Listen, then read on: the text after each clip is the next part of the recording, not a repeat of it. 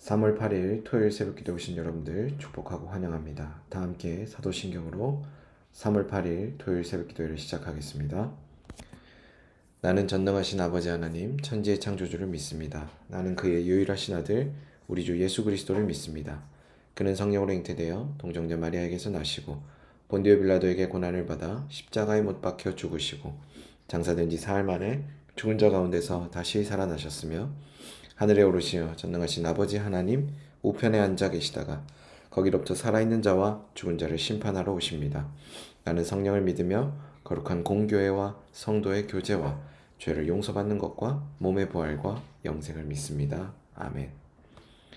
다 함께 찬송가 268장 죄에서 자유를 얻게 함은 함께 찬송하겠습니다.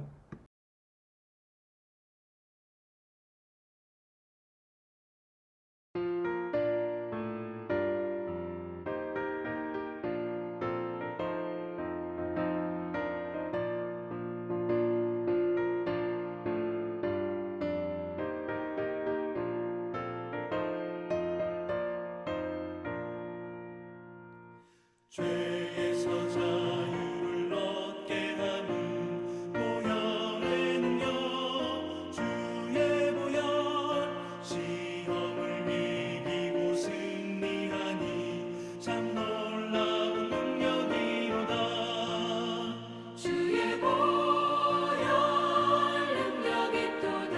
주의 피 믿어 주의 보혈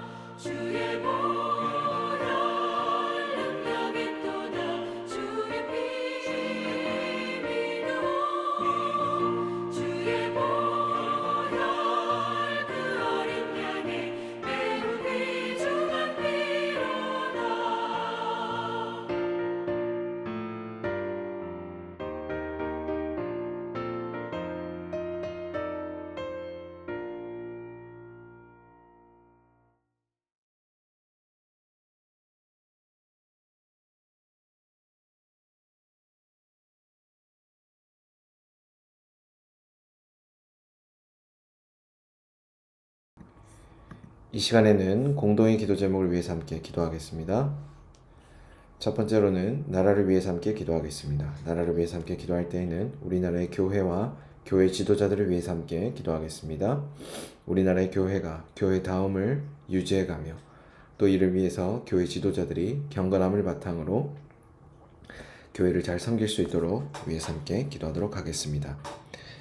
두 번째로는 국내외 선교를 위해서 함께 기도하겠습니다. 국내외 선교를 위해서 함께 기도할 때에는 삼성 지역에 있는 교회들을 위해서 함께 기도하겠습니다. 삼성 지역에 있는 교회들이 지역 복음화와 또 그들에게 맡겨진 사명을 잘 감당하며 또 이를 위해서 연합함으로 이 지역 복음화라는 맡겨진 사명을 잘 감당하는 교회들 될 수 있도록 또 위해서 함께 기도하겠습니다. 세 번째로는 삼성 동안교회를 위해서 함께 기도하겠습니다. 삼성 동안교회를 위해서 함께 기도할 때에는 우리 교회의 다섯 번째 핵심 가치인 재생산 운동을 위해서 함께 기도하겠습니다. 우리 교회가 그리스도인과 교회와 예수 그리스도의 제자와 선교사와 또 다음 세대 등 여러 가지 인적 물적 자원들을 재생산해 가며 또 이를 하나님 나라의 확장이라는 중요한 가치에 연결하는 그런 교회로 세워질 수 있도록 위해서 함께 기도하겠습니다. 네 번째로는 교우 가정을 위해서 함께 기도하겠습니다. 교우 가정을 위해서 함께 기도할 때에는 배재환 교우 가정을 위해서 함께 기도하겠습니다. 이 가정 가운데 하나님 나라의 풍성함이 경험되며 또 하나님 나라의 뜻하심과 이 가정을 향하신 하나님 나라로 세워지기 위한 그 목적과 계획이 아름답게 열매 맺도록 또 위해서 함께 기도하겠습니다. 다섯 번째로는 새벽 기도회를 위해서 함께 기도하겠습니다. 계속해서 온라인으로 진행되고 있는 새벽 기도회가 방송상에 문제 없이 차질 없이 잘 진행될 수 있도록 위해서 기도해 주시고 새벽 기도회가 주님의 음성을 듣고 돌아가는 귀한 시간 될 수 있도록 또 그분의 귀한 말씀을 들을 때 그분과의 친밀한 교제와 또 사귐이 있는 그런 귀한 기도회가 될 수 있도록 위해서 함께 기도하겠습니다. 함께 나눈 이 다섯 가지 기도 제목을 위해서 이 시간 한 목소리로 기도하겠습니다.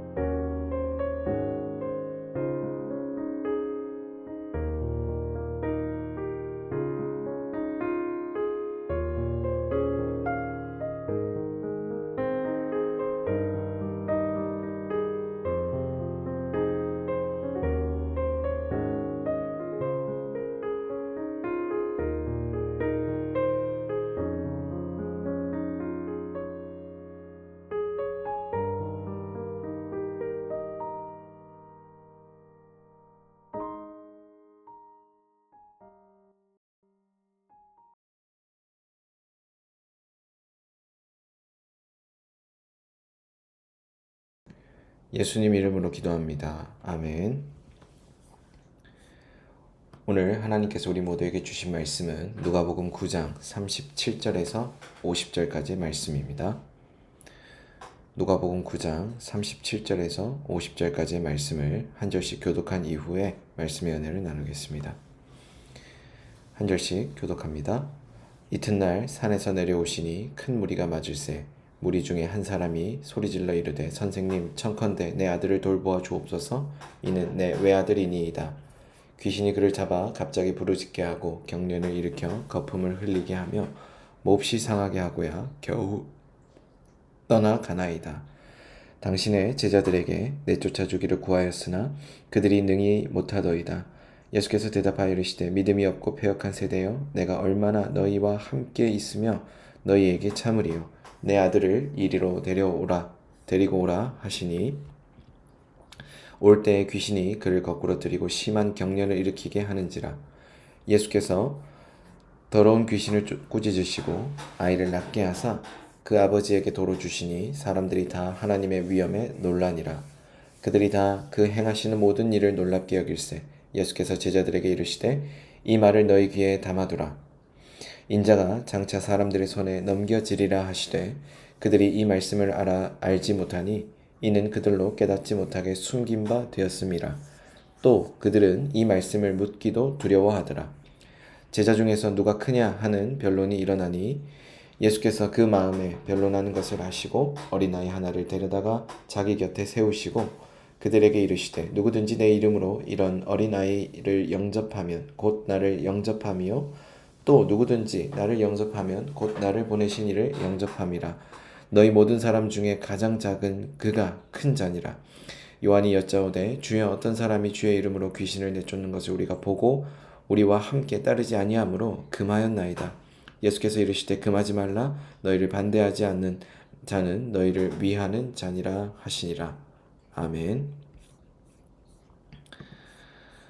오늘 우리가 함께 읽은 이 누가복음 9장 37절에서 50절까지의 말씀에서는 예수님께서 귀신 들린 자를 고치심과 동시에 예수님 앞으로 나오게 되는 한 어린아이에 대해서 예수님이 그리스도인, 즉 예수 그리스도의 제자, 예수님을 따르고 주와 그리스도로 고백하는 그 사람들의 특징이란 과연 무엇인가에 대해서 말씀을 나누어 가고 있습니다. 특히 오늘 누가복음 9장에서는 우리가 읽진 않았지만 앞부분에서 예수님이 12제자를 부르시는 대목이 등장합니다. 예수님께서 12제자를 부르신 것은 이스라엘의 12지파와 관련이 있는 듯해 보이기도 하고 또 요한계시록에 등장하는 이스라엘의 12지파들 그 장로들과 주님의 12제자를 합하여서 24장로라고 부르고 있는데 거기에서 택하신 그 12제자는 그 일정한 자격을 갖춘 자들과 일맥상통한 것들로 보여지기도 합니다. 그런데 예수님께서 여기서 보여주신 가장 핵심적인 가르침은 사람들이 다 원하였기 때문에 그리고 원한다고 해서 무조건 예수님의 제자가 되는 것은 아니다라는 점을 분명하게 보여주고 오늘 그와 같은 말씀이 이 맥락에서도 함께 읽혀지고 있습니다. 그래서 예수님께서 그분의 제자로 살아가기 위해 우리의 마음과 우리의 의지가 물론 중요하겠지만 그것보다 더 중요한 것은 예수 그리스도의 제자로 우리를 부르신 그분의 부르심이 과연 어떠한 성격을 가지고 있으며 그 부르심 앞에 우리는 어떠한 방식으로 순종하며 나아가야 되는지를 함께 이 말씀이 우리에게 도전해 주고 있습니다. 먼저 37절부터 우리 43절까지의 말씀을 보겠습니다. 37절부터 40절까지의 말씀을 보면 예수님께서 변화산으로부터 내려오셨을 때 우리 중에 한 사람이 예수님께 나와서 아들을 고쳐주시기를 간청합니다. 그때 이 나온 아들은 귀신이 들려 귀신이 끄는 대로 때로는 경련을 일으켰고 때로는 심히 상하게도 하였습니다. 그는 아들을 제자들에게 데리고 와서 고쳐주기를 청했지만 그들은 그를 고쳐줄 수 없었습니다. 그래서 그는 예수님께서 산으로부터 내려오셨을 때 자신의 아들을 고쳐주시기를 간청했습니다. 그때 예수님은 그에게 믿음이 없고 패역한 세대여 내가 얼마나 너희와 함께 있으며 너희를 참으리요 라고 말씀하십니다. 그의 청대로 아들을 고쳐줍니다. 그리고 예수님께서 귀신을 향해 그 아이로부터 떠나가도록 꾸짖었습니다. 귀신은 아이를 넘어뜨리고 심히 경련을 일으킨 후 떠나갔고 아이는 치유함을 받게 됩니다. 이 광경을 보던 무리들은 하나님의 위엄에 모두 놀라게 됩니다. 여기 우리가 주목해 보아야 될 표현 중에 하나가 믿음이 없고 패역한 세대라는 말입니다. 하나님의 나라가 말에만 있고 능력이 있지 않은 시대를 가리키는 대표적인 표현이 바로 이 말입니다. 믿음이 없고 패역한 세대라는 말은 바로 그들이 말만 번지르르 할 뿐, 즉 본질적으로 하나님 나라가 우리에게 공급하여 주는 풍성함과 능력을 상실해버린 바로 그와 같은 세대가 믿음이 없고 패역한 세대라는 것입니다. 여러분 우리가 이런 말들을 한 번씩 들어보았을 것입니다. 명목상의 그리스도인. 지금 현재 한국 교회 안에는 약 70%의 그리스도인들이라고 스스로 일컫는 사람들이 명목상의 그리스도인으로 전락해버린 상태에 놓여 있습니다.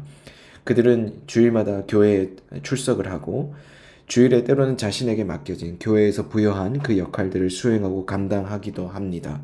그러나 정작 그들이 하나님 나라의 풍성함과 그 능력을 삶 속에서 구체적으로 경험하며 그것을 구체적으로 드러내고 있냐라는 질문에 맞닥뜨렸을 때 그 질문 앞에서 한없이 작아지는 것이 바로 명목상의 그리스도인의 가장 큰 특징들입니다. 이와 같은 점에서 놓고 볼 때 아버지가 아들의 치유를 위해 제자들에게 찾아갔던 모습, 이것을 살펴보게 된다면 제자들이 그 아이를 치유하기 위해 어떻게 행했는지를 한번 볼 필요가 있습니다. 제자들은 지금까지 예수님께서 귀신을 쫓아내실 때 행하셨던 것처럼 아이를 사로잡고 있는 귀신을 꾸짖었을 것입니다. 그러나 제자들의 꾸짖음에도 불구하고 귀신은 아이로부터 떠나가지 않았습니다. 과연 그들이 예수님이 아니었기 때문에 그 능력이 달리 적용되었을까요? 제자들이 예수님과 같이 귀신을 꾸짖었을 때 사용했던 방법은 주님이 사용하셨던 방법과 동일했지만 예수님께서 귀신을 꾸짖으셨을 때 나타났던 능력이 나타나지 않았던 것입니다. 즉 제자들에게만 방법이 있었고 제자들에게는 방법만 있었고 능력이 없었던 것이죠. 명목상의 그리스도인이었던 것입니다.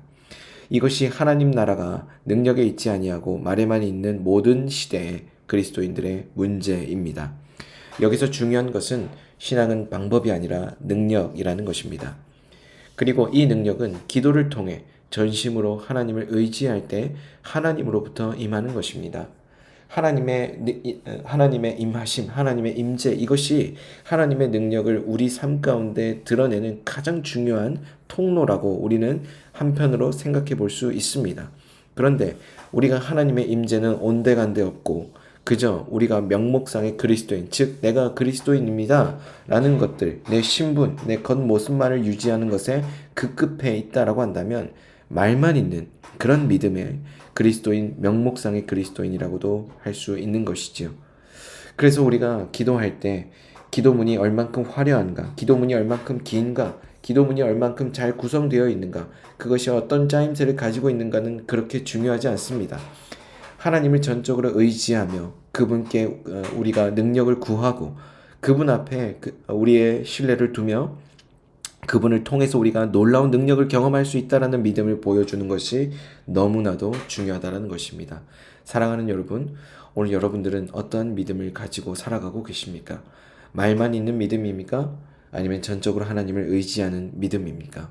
그 믿음이 어떠한 종류의 믿음인지를 점검해 보시고 전적으로 주님을 의지하며 형식만 남은 그리스도인이 아니라 명목상의 그리스도인이 아니라 주님을 전적으로 의지하는 아름다운 그리스도인 되시기를 주의 이름으로 축복합니다. 43절부터 45절까지 말씀을 보게 되면 무리가 예수님의 행하심을 보고 다 놀라는 장면이 나오게 됩니다. 예수님은 무리와 제자들이 놀라는 모습을 보시면서 특별히 제자들에게 고난 받으실 것을 말씀하십니다. 이 말은 너희 귀에 담아두라, 인자가 장차 사람들의 손에 넘기우리라. 여기 예수님은 제자들에게 고난 받으실 일에 대해 주신 말씀을 귀담아 두라고 하십니다. 이 말은 예수님의 길이 기적과 표적을 통해 무리들로부터 영광 받으시기 위한 길이 아니고 오히려 세상 죄를 대속하기 위해 자신을 십자가에 내어놓기 위한 길이라는 것을 잊지 말라는 뜻입니다. 만일 제자들이 이와 같은 사실을 알지 못한다면 무리들의 놀라움에 편승해서 자신들도 주님으로 인해 영광받고자 하는 욕망에 이끌리게 될 것입니다. 그래서 예수님은 무리로부터 영광 받으실 기회를 만났을 때마다 십자가의 길을 생각하셨고, 또한 그때마다 제자들에게도 이와 같은 사실을 말씀해 주었던 것입니다. 예수님이 이와 같은 모습은 우리가 삶을 사는 여정에서 때로는 승리하기도 하지만 그것으로 인하여 우리가 마땅히 걸어가야 할 길을 잊어서는 안 된다라는 점을 분명하게 교훈해 주고 있습니다. 우리가 걸어가야 할 길은 승리와 실패가 반복적으로 일어나고 있는 상황이 우리가 걸어가야 될 길일 수도 있습니다. 즉 다시 말하면 세상적으로 말할 때 성취와 상실이 동시에 존재하는 것이 저와 여러분들의 삶입니다. 그런데 그 삶 속에서 우리가 고난 가운데 행한다라고 하는 것, 우리 지난 주일에 설교 말씀을 들었던 분들은 또 기억하실지 모르겠습니다. 예수 그리스도를 믿는다라는 것은 고난이 너무나도 자연스럽게 수반되는 것이죠. 그러나 그 잠깐의 고난이 우리에게 분명하게 나타나는 바는 우리에게 영원히 주어질 하나님 나라의 영광, 즉 그분의 다스림과 영원한 생명이 우리를 위해 예비되어 있다는 것을 보여주는 가장 분명한 증거라는 것입니다. 세상에서 우리가 다스림이라고 하는 그 주제를 놓고 볼 때 우리는 우리가 다스리는 세상, 우리가 잘 통제하는 우리의 인생, 그리고 우리의 인생이 적절한 수단에 의해 안정적으로 통제되는 것들, 바로 이와 같은 것들을 그 다스림이라고 하는 그 키워드 안에서 생각해 보게 됩니다. 바로 그와 같은 안정감, 안락함들이 우리 안에 주어지는 것을 세상 속에서 찾고자 하지만 결코 그것은 우리에게 그와 같은 안락함들, 안정감을 허락해 주지 않습니다. 즉 다시 말하면 하나님 나라의 영광이 그것들을 통해서 주어지지 않는다라는 것이죠. 영생이란 무엇입니까? 잠깐 존재했다가 사라지게 될, 소멸하게 될 허망한 것들이 아니라 하나님 나라의 영원한 것들로서 우리가 그것들을 소망하고 기대하고 바라게 되었을 때 우리는 그것으로 인하여서 마음이 풍성해지고 삶이 풍성해지고 우리가 나아가야 될 길에 대한 더 큰 기대를 가지고 살아나가게 된다는 것이죠. 즉 영생이라고 하는 것은 우리가 잠깐 머물렀다 가게 될 일시적이고 상대적이고 우리의 마음에 영원히 충족되지 아니할 세상적인 것들에 있는 것이 아닌 영원하고 풍성한 하나님 나라의 것들로 우리가 채워지고 그와 연관된 존재들이 되었다, 거듭났다라는 것을 영생이라는 단어를 통해서 보여준다라는 것이죠. 우리의 생명이 단순히 연장된 것이 영생의 개념이 아닙니다. 우리가 단순히 환생하고 우리의 생명이 조금 더 연명되고 그런 의미로서의 영생을 이야기하는 것이 아닙니다. 우리는 이 땅에 발을 딛고 살아가는 존재들이지만 그러나 그 가운데서도 하나님 나라를 바라보며 하나님 나라의 임재를 온몸으로 느끼며 살아가는 영생을 소유한 자들임을 우리는 잊지 말아야 될 것입니다. 그와 같은 사람들이 자신 앞에 주어진 그 상황에 대해서 어떻게 반응하겠습니까? 내게 주어지는 끊임없이 몰려오는 그 원치 않는 상황들과 고난의 순간들 속에서 그것들이 주는 감정과 그것들이 주는 논리와 그것들이 주는 어떠한 것들을 끊임없이 내 삶의 일부로 받아들이지 않고, 그러나 나는 하나님 나라에 속해 있다는 담대함을 가지고 그 상황이 하나님 나라의 가치에 더 아래에 있다는 것을 마음속에 늘 새기며 하나님 나라의 가치를 살아내기 위해, 그 풍성함을 살아내기 위해 소망하며 살아가는 자들이 영생을 소유한 자들이라는 것이죠. 그래서 세상 것에서 성취하고 성취하지 못하고 또는 상실했거나 상실하지 않았거나 그런 것에 집착하지 않습니다.